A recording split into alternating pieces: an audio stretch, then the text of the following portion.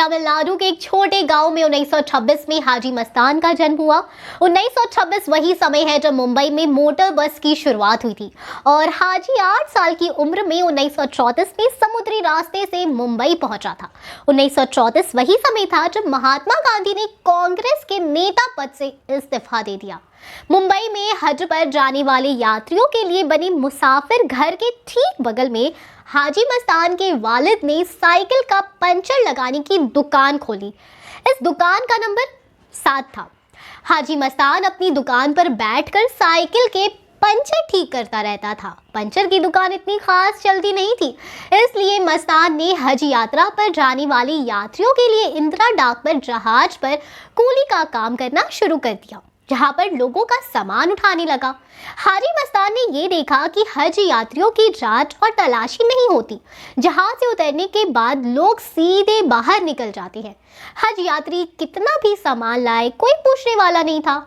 हाजियों के साथ हज से वापसी में हाजी मस्तान ने उनके खजूर के डिब्बे में डालकर सोना चांदी भरकर मुंबई लाने लगा। खजूर का डिब्बा उस समय 20-25 किलो का होता था। उसमें भरकर लोग आसानी से ज्यादा सोना लाते थे।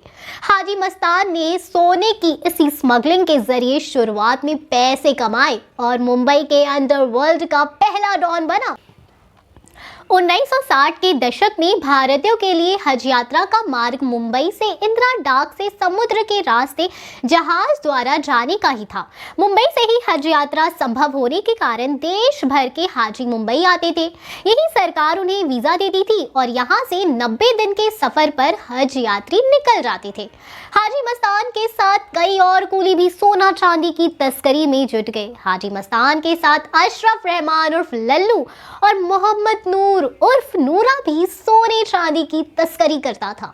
जब भी सोना आता था, मस्तान के लोग नूरा की एम्बेसडर कार, जिसका नंबर 28 था, उसमें सोना चांदी रखकर बाहर निकल जाते थे।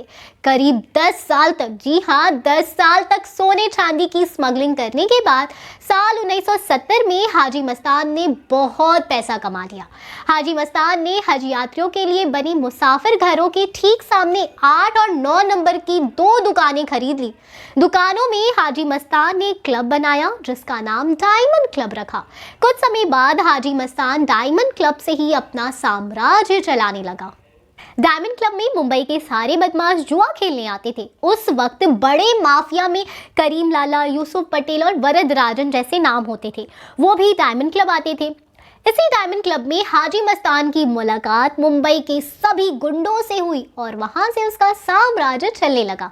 कुछ समय बाद हाजी मस्तान ने डायमंड क्लब लल्लू को उपहार में दे दिया। एक बार डायरेक्टरेट ऑफ रेवेन्यू इंटेलिजेंस को सोने चांदी की स्मगलिंग की खबर लगी। लल्लू को पकड़कर सरकारी अधिकारी ले गए, लेकिन माल नहीं मिलने पर उन्होंने लल्लू की खूब पिटाई की। काफी पिटाई के बाद भी लल्लू ने अपना मुंह नहीं खोला। इसी बात से खुश होकर हाजी मस्तान ने लल्लू को डायमंड क्लब उपहार में दे दिया। मस्तान ने अपनी साइकिल की पंचर लगाने वाली दुकान नंबर 7 को नूरा को गिफ्ट में दे दिया था। ऐसी ही एक गैंगस्टर की कहानी प्रशांत नील अपनी मूवी KGF 3 में लेकर आ रहे हैं। आप कितने एक्साइटेड हैं हमें कमेंट सेक्शन में जरूर बताएं। मैं अपर्णा सिन्हा फिर मिलूंगी अगली वीडियो में। तब तक खुश रहें एंड सेफ रहें। Bye bye.